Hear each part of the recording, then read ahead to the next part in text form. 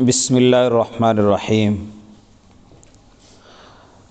فلما خرج من عنده توجه إلى المسجد فاجتمع عليهما الناس وجعلوا يسألونهما عن خبرهما مع أمير العراقين۔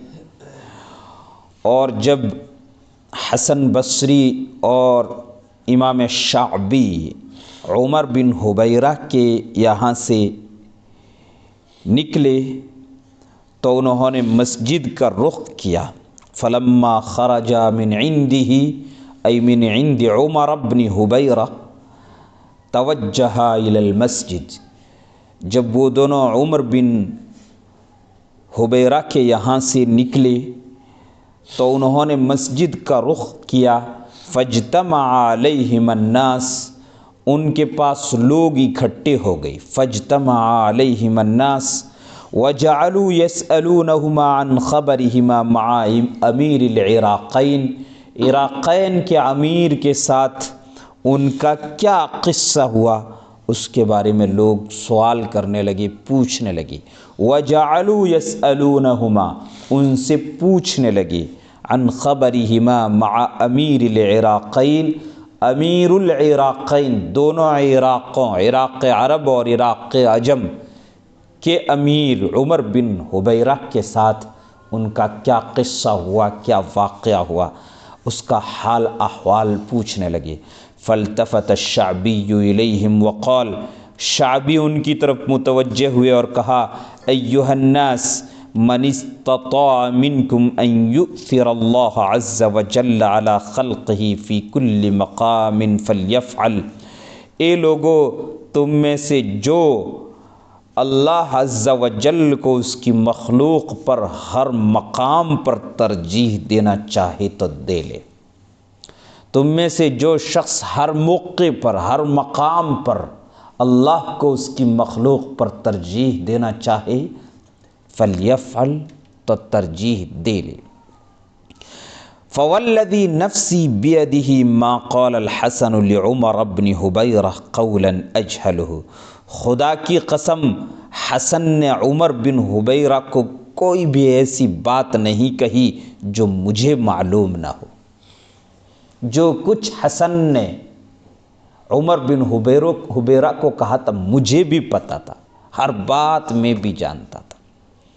ولیکنی اردت فیما قلتہ وجہ ابن حبیرہ، مگر میں نے جو کچھ اس کو کہا اس میں ابن حبیرہ کی رضا مراد تھی۔ میں نے جو کچھ ابن حبیرہ کو کہا اس میں ابن حبیرہ کی رضا مراد تھی۔ واراد فیما قالہ وجہ اللہ، اور حسن بصری نے جو کچھ اس کو کہا اس میں اللہ کی رضا مراد تھی۔ فاقصانی اللہ من ابن حبیرہ، اللہ نے مجھے ابن حبیرہ سے دور کر دیا۔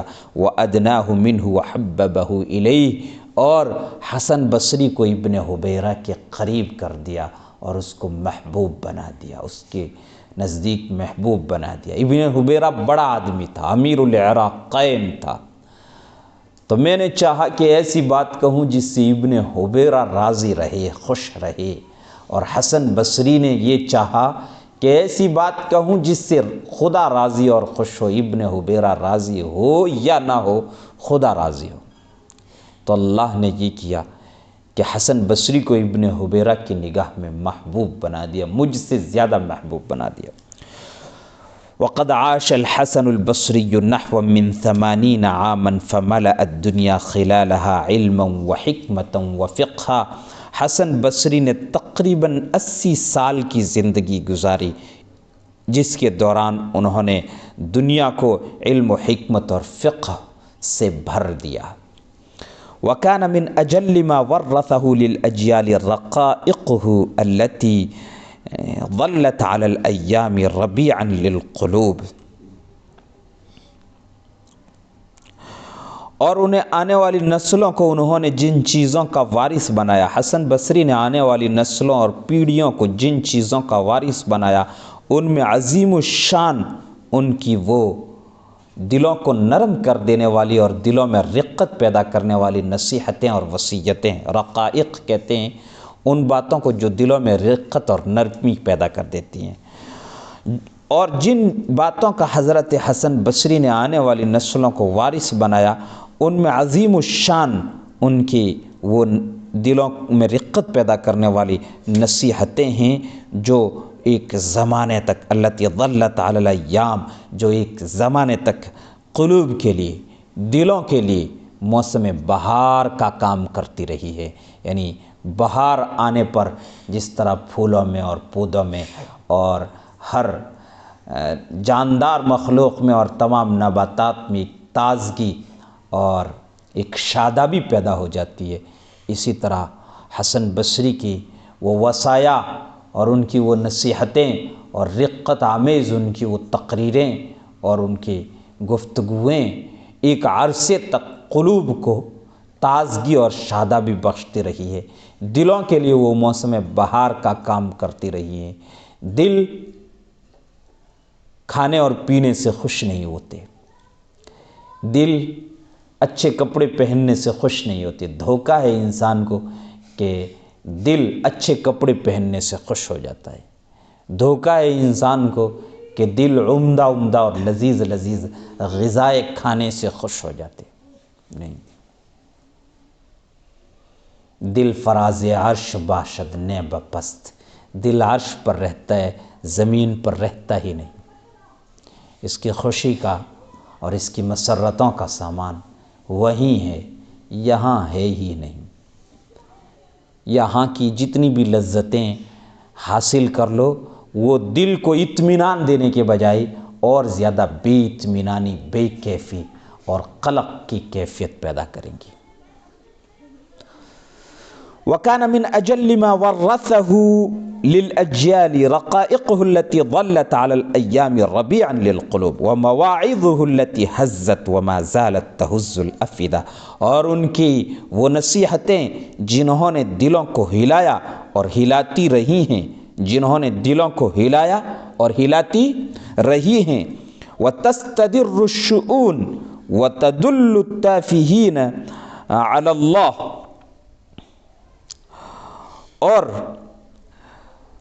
آنسو بہاتی رہی ہیں۔ تستدر الشؤون، ان رگوں کو ہلاتی رہی ہیں، ان رگوں سے پانی بہاتی رہی ہیں جو رگیں آنسو بہاتی ہیں، ان کو شؤون کہتے ہیں۔ شؤون عروق کے معنی میں، رگوں کے معنی میں۔ تستدر الشؤون یعنی آنسو بہانے والی رگوں میں حرکت پیدا کرتی رہی ہیں۔ وَتَدُلُّ التَّائِهِينَ عَلَى اللَّهِ، اور گمراہ لوگوں کو اللہ کا راستہ بتاتی رہی ہیں۔ وَتُنَبِّهُ الْغَارِّينَ الْغَافِلِينَ إِلَى حَقِيقَةِ الدُّنْيَا، اور دھوکہ کھائے ہوئے غافل لوگوں کو دنیا کی حقیقت سمجھاتی رہی ہیں۔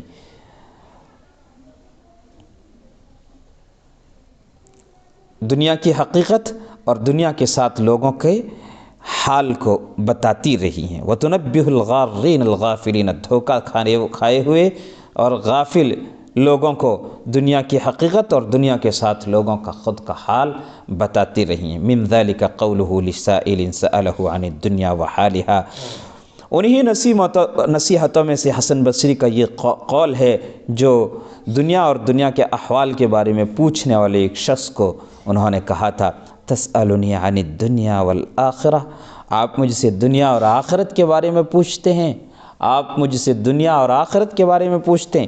ان مثل الدنیا والآخرہ کمثل المشرق والمغرب، دنیا اور آخرت کی مثال مشرق اور مغرب کی طرح ہے۔ متی ازددت من احدہما قربا ازددت من الآخر بعدا، جب تو ایک کے زیادہ قریب ہوگا دوسرے سے زیادہ دور ہوتا چلا جائے گا۔ اگر مشرق کے قریب ہوگا تو مغرب سے دور ہوتا چلا جائے گا، جتنا مشرق کے قریب ہونے کی کوشش کرے گا مغرب سے اتنا ہی دور ہوتا چلے گا، اور جتنا مغرب کے قریب ہوتا جائے گا مشرق سے اتنا ہی دور ہوتا چلا جائے گا۔ یہی حال دنیا اور آخرت کا ہے، جو دنیا کے جتنا قریب ہوتا جائے گا آخرت سے اتنا ہی دور ہوتا جائے گا، اور جو آخرت سے جتنا قریب ہوتا جائے گا دنیا سے اتنا ہی دور ہوتا جائے گا۔ یہ دنیا اور آخرت کی مثال ہے۔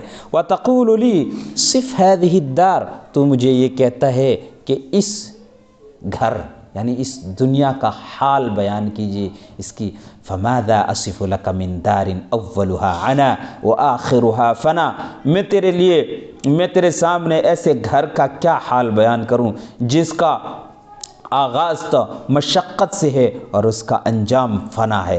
اولها عنا، جس کا آغاز تو مشقت ہے اور جس کا انجام فنا ہے. وفی حلالها حساب وفی حرامها عقاب، اس کے حلال میں حساب ہونا ہے، اس کے حرام میں سزا ہونی ہے. من استغنا فیہا فتن ومن افتقر فیہا حزن، جو شخص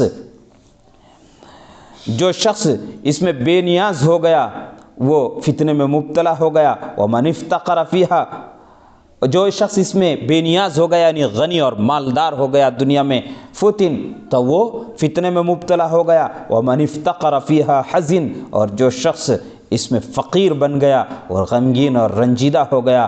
ومن ذلك قوله لآخر سأله عن حاله وحال الناس، اور ان کے اقوال ہی میں سے ہے کسی دوسرے شخص کو جس نے ان کے اور لوگوں کے حال کے بارے میں پوچھا تھا، کہا تھا وَيْحَنَا مَاذَا فَعَلْنَا بِأَنفُسِنَا، ہمارا ستیہ ناس ہو، ہم نے اپنی جانوں کے ساتھ کیا کیا ہے. لَقَدْ أَهْزَلْنَا دِينَنَا وَسَمَّنَّا دُنْيَانَا، ہم نے اپنے دین کو دبلا کر دیا ہے اور اپنی دنیا کو موٹا کر دیا ہے. لَقَدْ أَهْزَلْنَا دِينَنَا وَسَمَّنَّا دُنْيَانَا، ہم نے اپنے دین کو دبلا پتلا بنا دیا ہے اور اپنی دنیا کو موٹا کر دیا ہے. وَأَخْلَقْنَا أَخْلَاقَنَا وَجَدَّدْنَا فُرُشَنَا وَثِيَابَنَا، ہم نے اپنے اخلاق کو پرانا اور بوسیدہ کر دیا ہے اور اپنے بستروں اور اپنے کپڑوں کو نیا بنا دیا ہے. بستر نئے، مسیریاں نئی، بیڈ نئے، قالینیں نئے، کپڑے نئے، رومال نئے، یہ نئے وہ نئے، مگر اخلاق بوسیدہ اور پرانا کر دیا. اخلاق کا کہیں کوئی ٹھکانہ نہیں.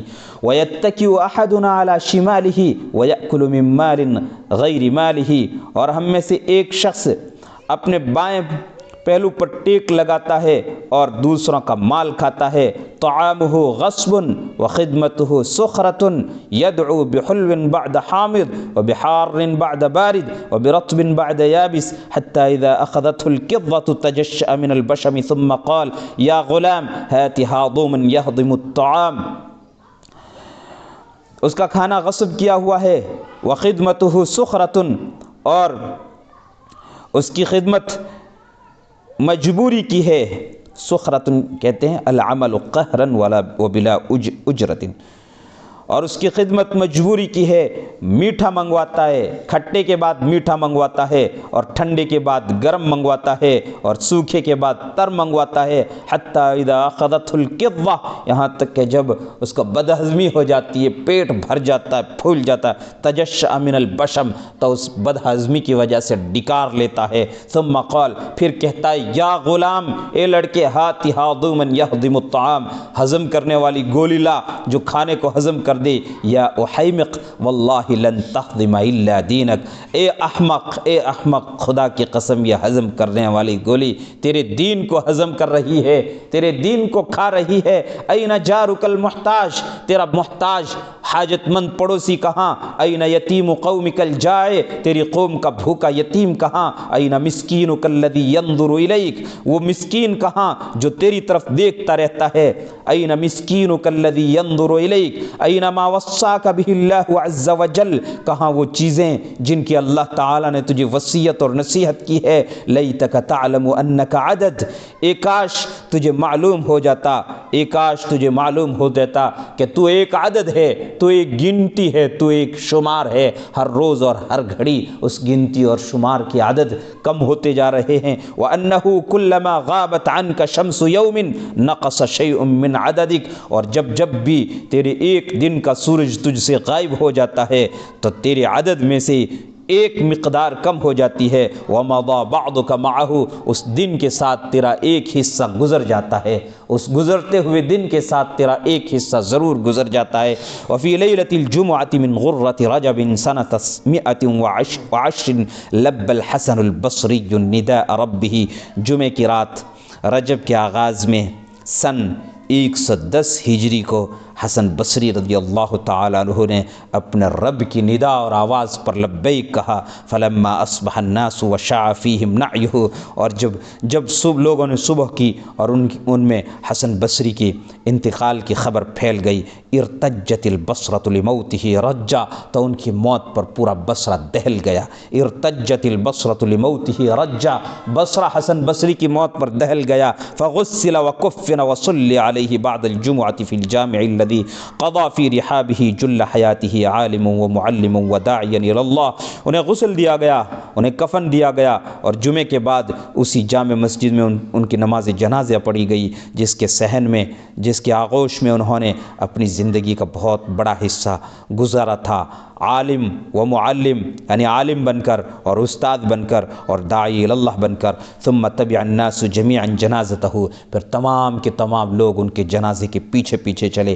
فلم تقم صلاة العصر فی ذلك اليوم فی جامع البصرہ، اس روز بصرے کی جامع مسجد میں عصر کی نماز نہیں ہوئی، اس روز بصرے کی جامع مسجد میں عصر کی نماز نہیں ہوئی، کیونکہ کوئی نمازی اور کوئی مصلی پیچھے بچا ہی نہیں تھا، سب قبرستان حسن بصری کی تدفین کے لیے چلے گئے تھے۔